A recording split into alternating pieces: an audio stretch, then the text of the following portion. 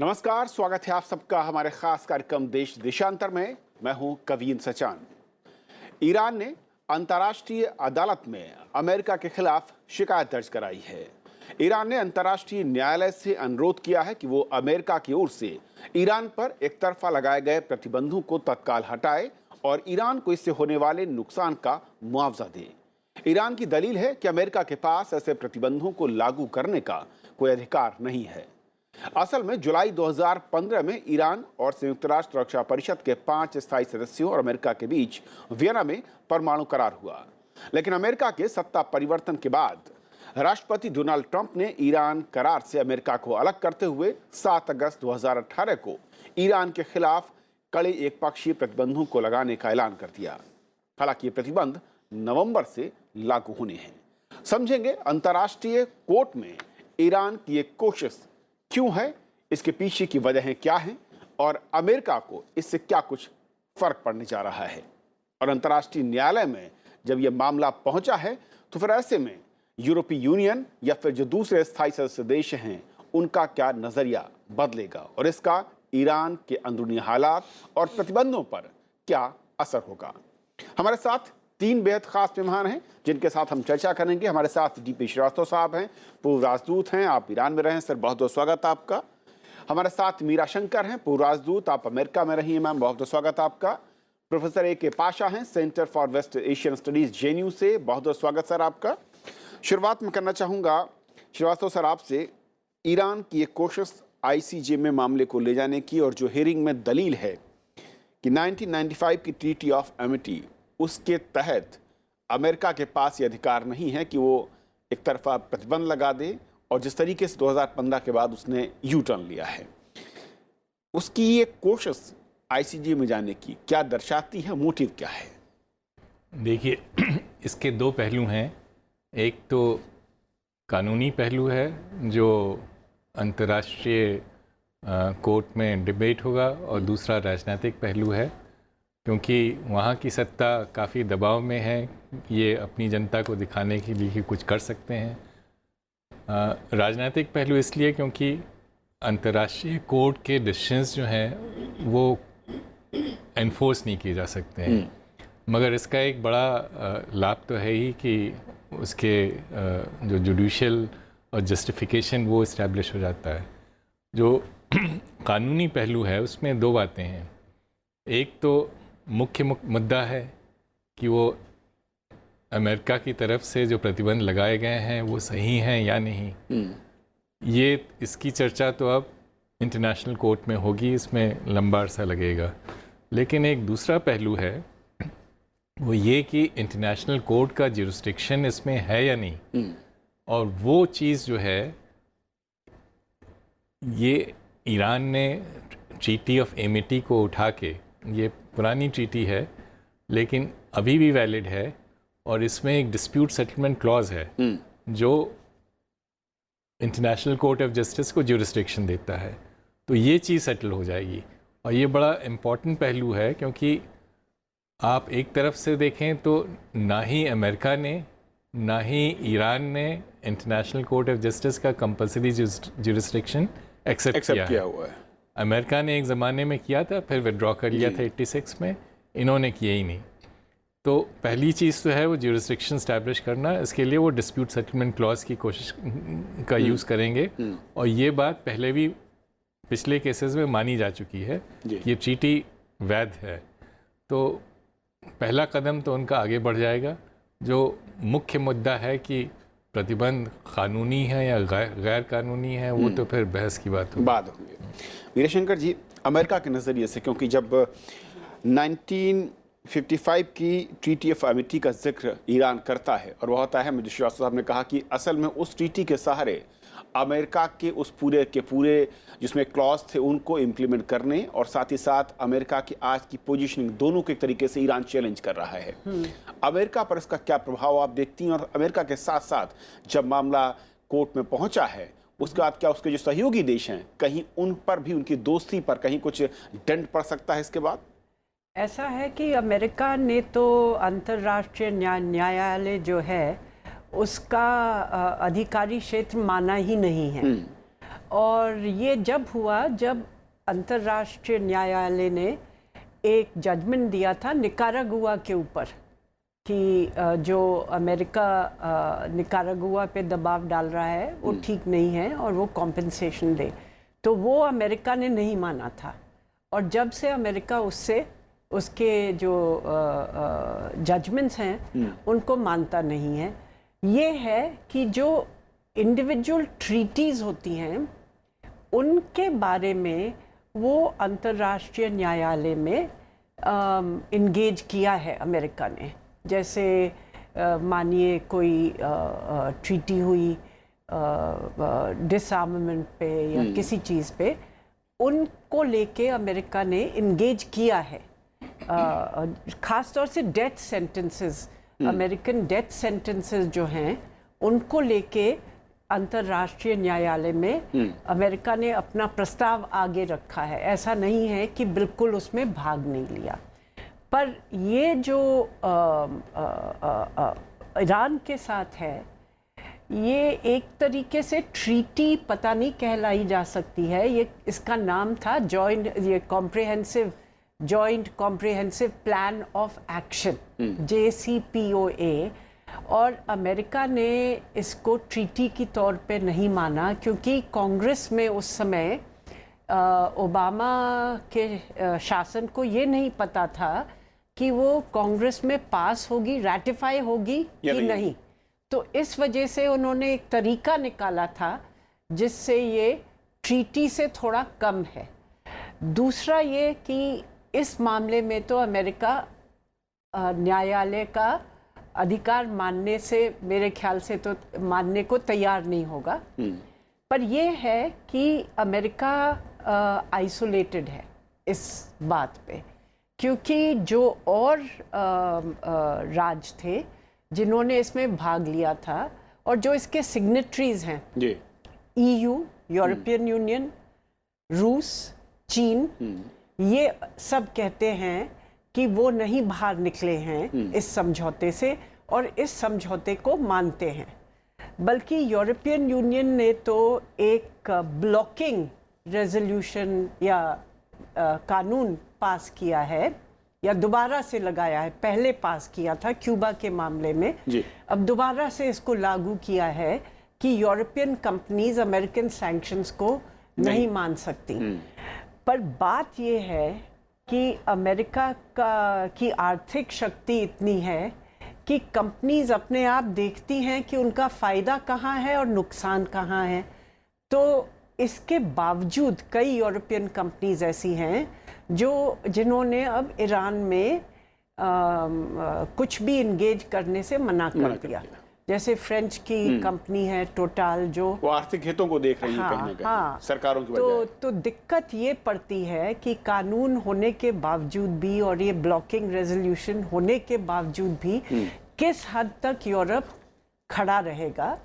रूस और चीन तो मेरे ख्याल से खड़े रहेंगे, क्योंकि रूस का तो एक तो ये है कि अमेरिका से व्यापार इतना नहीं है। चीन का ये है कि वो अपनी करेंसी में ट्रेड कर लेंगे ईरान से, और चीन सबसे ज्यादा तेल खरीदता है ईरान के साथ। तो जो भी प्रतिबंध यूएस लगाएगा उनका प्रभाव इतना नहीं पड़ेगा जितना पहले पड़ा था, क्योंकि जर्मनी की सलाह पे जॉर्ज बुश जो प्रेसिडेंट थे वो मान गए थे, या ओबामा प्रेसिडेंट थे, वो मान गए थे कि सबको साथ लेके चलना है, रूस और चीन को भी। अगर वो साथ नहीं होंगे तो प्रतिबंध लगाने से कोई प्रभाव नहीं पड़ने वाला। प्रोफेसर पाशा, जिस तरीके से जो आज हियरिंग हुई उसमें जो दलील यूएस की ओर से थी, और जबकि श्रीवास्तव साहब ने कहा उसी पॉइंट पर कि जो जुरिडिक्शन है वो नहीं आता है, यानी कि आईसीजे के दायरे से ये बाहर है मसला, जो कि मैम कह रही हैं बिल्कुल कि ट्रीटी की बजाय उससे कुछ कम या तकनीकी शब्दों के जरिए उससे भी बाहर रखने की कोशिश की गई है। तो ऐसे में ईरान क्या हासिल करना चाह रहा है और इसके बाद ईरान के पास विकल्प क्या है? देखिए, ये बहुत दिलचस्प पोजीशन है ईरान का कि जो बैकग्राउंड 1955 के ट्रीटी में हुआ, डॉक्टर मोहम्मद मुसद्दिक की जो हुकूमत थी ईरान में, जिसका 65 साल पहले इसी महीने में तख्ता पलटा गया था, वो अमेरिका और बरतानिया के साथ मिलके उनको हटाया गया था। और ईरानी लोगों को आश्वासन देने के लिए ये ट्रीटी नए शाह और अमेरिका के आइजनहोवर ने मिलके ये ट्रीटी साइन किए थे। लेकिन जिस तरीके से दोनों के साथ संबंध है उसका ज़्यादा असर नहीं हुआ। लेकिन अब चूंकि उसका जिक्र किया जा रहा है, ये ईरान का आखिरी प्रयास है। जो सैंक्शंस डाले गए हैं, जो कड़े सैंक्शंस नवंबर में आने वाले हैं, उसको रोकने के लिए।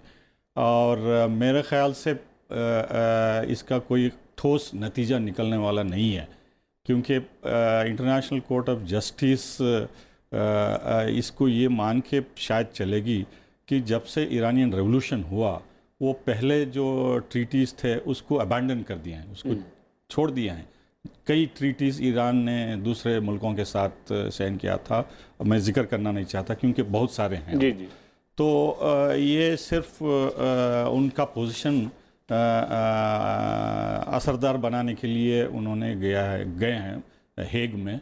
और मेरे ख्याल से वो भी कुछ ख़ास उम्मीद नहीं रखते, इसलिए कि पहली बार तो अमेरिका इसको मानने वाला नहीं है, जो भी निर्णय हो। जैसा इजराइल ने सिक्योरिटी वॉल पे किया या दूसरे अन्य मामलों में। तो आप ये करें कि क्या पोस्चरिंग के लिहाज से है, जो इंटरनल एक मैसेज देना है कंट्री के अंदर, और साथ साथ एक उम्मीद आखिरी विकल्प, यानी कि अमेरिका के साथ जो दूसरे 6 सहयोगी देश ईयू के हुआ करते थे, शायद उनकी तरफ से कोई और उनको एक नेगोशिएशन के टेबल पर लाया जा सके, कुछ और ढील मिल सके, सिर्फ यही एक खास तौर पर इसलिए कि यूरोपियन यूनियन, रशिया और चीन और कई अन्य देश लगातार कहते आ रहे हैं कि ईरान ने इस JCPOA का उल्लंघन नहीं किया है। उन्होंने IAEA के मुताबिक पूरे फैसिलिटीज़ को जो है खोल के इंस्पेक्टर्स को आने का मौका दिया है, और ईरान से कोई शिकायत नहीं है। हालांकि अमेरिका भी इस बात को मानता है, और सिक्योरिटी काउंसिल में भी इस मामले में कई बार बहस हुई और उसको क्लीन चिट भी दिया गया ईरान को। इसमें कोई उल्लंघन नहीं है, ईरान इस ट्रीटी के मुताबिक काम करता आ रहा है। और यूरोपियन यूनियन ने ख़ास तौर पे ये कहा, दोबारा दोहरा रहे हैं कि हमारे तरफ से ईरान की कोई शिकायत नहीं है, और जो कंपनीज चाहते हैं तिजारत ईरान से करने के लिए, उनको सपोर्ट करने का भी वादा किया है। ओके श्रीवास्तव सर, जब इस पूरी ट्रीटी को देखें जो 2015 में हुई और जिसको ट्रंप साहब ने उलट दिया, क्या अमेरिका के हटने के साथ वो तमाम क्लॉज, वो तमाम जो शर्तें थीं, वो एक तरफा हो जाती हैं, और जिसका ईरान जिसको एक आधार बना रहा है? और ऐसे में जब मामला अंतर्राष्ट्रीय कोर्ट में ईरान लेकर गया है, तो क्या बाकी कंट्री से उम्मीद ईरान कर रहा है, या फिर इस तरीके के राजनीतिक सामरिक समीकरण हो सकते हैं कि वो अमेरिका पर दूसरे देश को दबाव डालकर वापस कुछ टेबल पर बैठाकर कुछ निगोशिएट करने की कोशिश करें? ये एक विकल्प है साहब। इस केस में जो इंटरनेशनल कोर्ट ऑफ जस्टिस में जो जिस पे डिस्कशन होगा, उसमें पहला पहलू तो है कि कोर्ट का जुरिस्डिक्शन इसमें है या नहीं। और उसके लिए जैसे मैंने पहले बताया कि 55 की जो ट्रीटी है, उसका डिस्प्यूट सेटलमेंट क्लॉज ईरान की बहुत मदद करेगा। वो बड़ा क्लियर है, वो पहले भी एक्सेप्ट हो चुका है। जो दूसरा पहलू है दैट कि JCPOA जो 2015 का न्यूक्लियर एग्रीमेंट है, जैसे मिसेस मीरा शंकर कह रही थी कि उसकी हैसियत अमेरिका के कानून के हिसाब से संधि के स्तर की नहीं है। It is a treaty has to be ratified by the Congress. This was not ratified by the Congress. So मगर उसका दूसरा पहलू है कि अंतर्राष्ट्रीय स्तर पे इसको संधि कहा जाएगा, क्योंकि इसका रिकग्निशन UN सिक्योरिटी काउंसिल के रेजोल्यूशन से हुआ था, और वो रेजोल्यूशन पास हुआ था अमेरिका की सहमति से।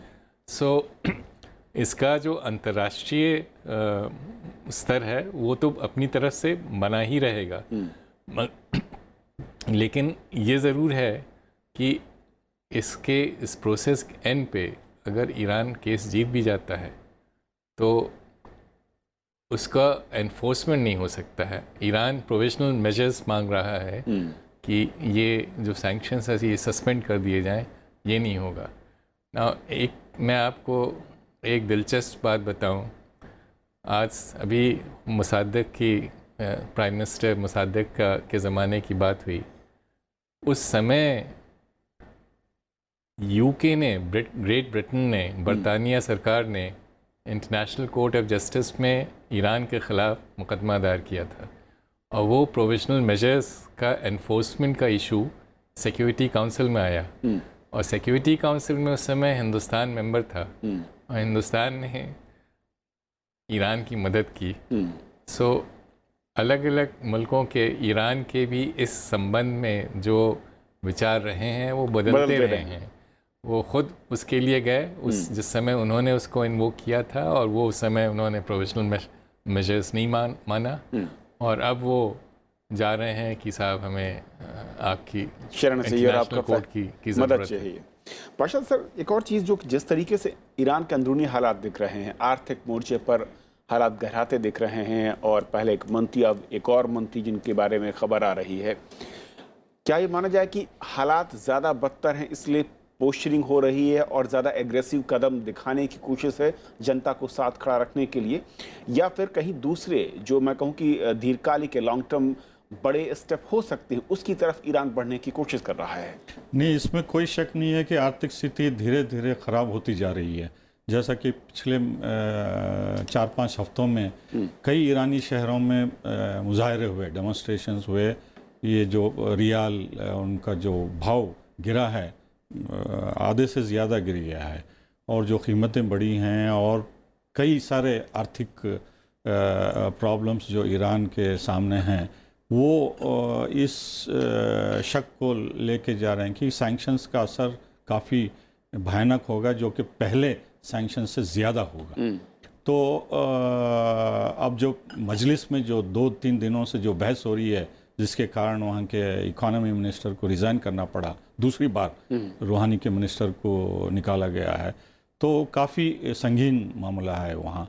और उनके जो तेल निर्यात करने वाले देश हैं, जैसा चीन सबसे बड़ा है, भारत है, उसके बाद साउथ कोरिया है, ताइवान वगैरह अन्य देश, कम से कम 25 देश ईरान से तेल निर्यात करते हैं, और उन सब को अमेरिका का दबाव बढ़ता जा रहा है।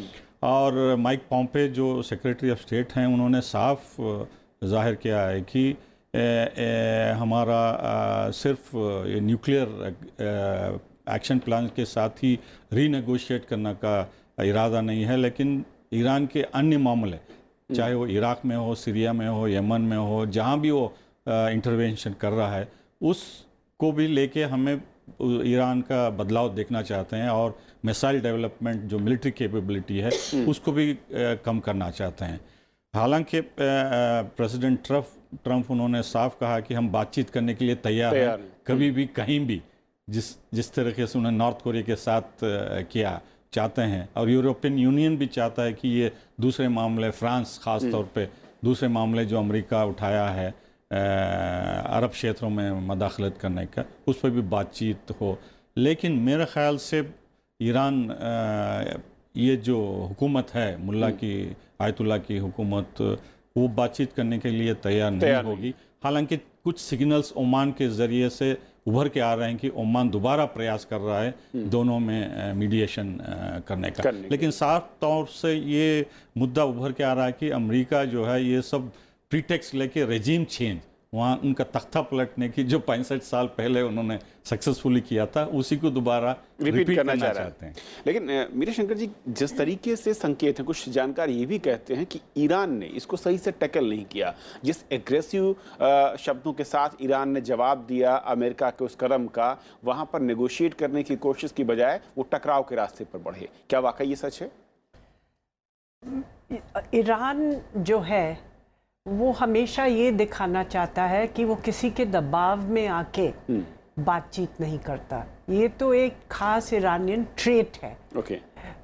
तो अगर वो अभी तो मेरे ख्याल से एकदम से तो बातचीत नहीं करेंगे। वो कहते हैं कि बातचीत जब हो जब आप सैंक्शंस उठाएं, क्योंकि ट्रंप ने कहा कि मैं बिना प्री कंडीशंस के ईरान से बातचीत करने के लिए तैयार हूँ। तो ईरान कहता है कि बिना प्री कंडीशंस का मतलब ये है कि ये जो सैंक्शंस दोबारा से लगाए गए हैं ये पहले हटने चाहिए, तब बातचीत की बात आगे बढ़ सकती है। दूसरी मैं एक चीज़ कहना चाहती हूँ, वो ये है कि अंतर्राष्ट्रीय न्यायालय में एक चीज़ ये भी आएगी कि जो यूएस और देशों पे प्रतिबंध लगाता है, मतलब यूएस अपना जो प्रतिबंध लगाता है अपने कानून के दौर, वो एक बात है। ईरान के ऊपर जो प्रतिबंध थे वो यूएन ने 2016 में उठा लिए थे। दो यूएन के जो सैंक्शंस थे, अमेरिका के कुछ सैंक्शंस जारी रहे थे जो ह्यूमन राइट्स और टेररिज्म और मिसाइल्स की वजह से लगे थे, वो लगे रहे थे। अब इन्होंने कुछ और लगाए हैं और नवंबर में कहते हैं कि जो भी देश ईरान से तेल खरीदेगा या गैस खरीदेगा या सोना खरीदेगा इत्यादि, उन पे भी अमेरिका प्रतिबंध लगा सकता है। तो ये सेकेंडरी सैंक्शंस जो कहलाते हैं, जो और देशों पे लगते हैं, ये अंतर्राष्ट्रीय कानून के मुताबिक नहीं है। तो ये भी एक क्योंकि अमेरिका अक्सर करता है, ये क्यूबा के लिए भी किया था पहले, अब ईरान के लिए, तो और ईरान के लिए पहले भी किया था। तो मेरे ख्याल से ये भी एक मुद्दा होगा जो अंतर्राष्ट्रीय न्यायालय में आगे आएगा कि कोई देश ऐसे कर सकता है कि नहीं, कि अपने कानून को और देशों के ऊपर लागू करना चाहता है। शरद सर, बहुत संक्षेप में सिर्फ आखिरी कमेंट आपका चाहूँगा, जिस तरीके के हालात हैं और जिस रास्ते पर दोनों बढ़ चुके हैं, कोई उम्मीद दिखती है या फिर सब कुछ पोस्चरिंग महज है और सैंक्शन तय हैं और उसका नतीजा ईरान को भुगतना होगा? सब जो स्थिति है, इसके परिणाम सिर्फ ईरान पे नहीं बल्कि पूरी दुनिया में और अमेरिका पे भी आएंगे। इसके प्रतिबंध है उनके तेल के निर्यात पे। ना उस पे सवाल उठता है कि जो 2.3 मिलियन बैरल उनका है वो रिप्लेस किया जा सकता है नहीं। मेरी राय में तो इतना स्पेयर कैपेसिटी है नहीं। अमेरिका के पास भी नहीं है, सऊदी अरेबिया के पास भी नहीं। अमेरिका के पास इसलिए नहीं क्योंकि वहाँ पे पाइपलाइन की कैपेसिटी लिमिटेड है, तो वो तेल, वो शेल का ऑयल वो प्रोड्यूस तो कर सकते हैं मगर उसको बाजार नहीं ला सकते। और सऊदी अरेबिया ऑलमोस्ट अपना पूरे लेवल पे है। इनफैक्ट पिछले महीने जब प्रेसिडेंट ट्रंप, राष्ट्रपति ट्रंप ने कहा कि 2 million barrel Saudi Arabia OPEC को बढ़ाना चाहिए, ओपेक ने कुल मिला के 40,000 बैरल बढ़ाए और सऊदी अरेबिया का प्रोडक्शन 2 लाख बैरल कम हो गया। तो ईरानियन तेल का को रिप्लेस करने का कोई साधन नहीं है। लेकिन वो तो बात आएगी 4 नवंबर के बाद, मगर जो ऑलरेडी सामने आ गई है वो तेल का भाव वो पिछले साल $50 पर बैरल था इंडियन बास्केट का, और अब वो 75 करीब पहुंच गया है। और ना सिर्फ हमारे लिए बढ़ा है या और देशों के लिए बढ़ा है, अमेरिका में बढ़ गया है। जो उनका वेस्ट टेक्सास WTI इंडेक्स है उसमें $8 तो पहले 15 दिन में बढ़ गए। इन मुश्किलें लगातार बढ़ती जा रही। बहुत शुक्रिया आप तीनों मेहमानों का हमारे साथ इस बेहद अहम चर्चा में शामिल होने के लिए और बताने के लिए कि असल में ICJ में ईरान गया क्यों है, मकसद क्या है और यहाँ पर सुनवाई में किन मुद्दों पर चर्चा होगी और उसका दायरा क्या होगा। और बात आप दर्शकों के राय का, प्रमोशन और प्रीमियर को हमने एक कार्यक्रम दिखाया था 24 अगस्त को। गगन सिंह मीना लिखते हैं इस कार्यक्रम को लेकर कि इस कार्यक्रम के जरिए प्रमोशन में रिजर्वेशन के अनेक पहलुओं को समझाने के लिए राज्यसभा टीवी का धन्यवाद। जहां तक मेरा मानना है, अगर कोई SC/ST जाति का एक बार रिजर्वेशन का लाभ उठाकर फर्स्ट क्लास में नौकरी प्राप्त कर लेता है तो उसके बच्चों को रिजर्वेशन का लाभ नहीं मिलना चाहिए और इन सीटों पर उन लोगों को मौका देना चाहिए जो अभी भी पिछड़े हैं। हमारे एक और दर्शक हैं सोनू कुमार सुमन, लिखते हैं कि 24 अगस्त को प्रसारित कार्यक्रम में SC/ST समुदाय को प्रमोशन में आरक्षण विषय पर चर्चा हुई, जिसमें चारों वक्ताओं को सुना जो काफ़ी ज्ञानवर्धक रहा। प्रोफेसर सुरेंद्र जोतका जी ने बेहतर बात कही कि यदि एंट्री लेवल पर आरक्षण है तो एक समय के बाद उन्हें प्रमोशन के माध्यम से उच्च स्तर पर पहुंच जाना चाहिए था। चूंकि इन समुदायों को वहाँ भी भेदभाव का सामना करना पड़ता है, इस कारण वो बड़े लेवल तक नहीं पहुँच पाती और इसीलिए वो उसकी मांग कर रहे हैं। तो आवश्यकता इस बात की है कि हमें सामाजिक न्याय सुनिश्चित करना है तो पिछड़े समुदायों को प्रतिनिधित्व प्रदान करना होगा। आप अपनी राय या सुझाव या आलोचना हमें यूं ही मेल करते रहिए। साथ ही हमारे कार्यक्रम आप YouTube पर भी देख सकते हैं। फिलहाल आज इतना ही। नमस्कार।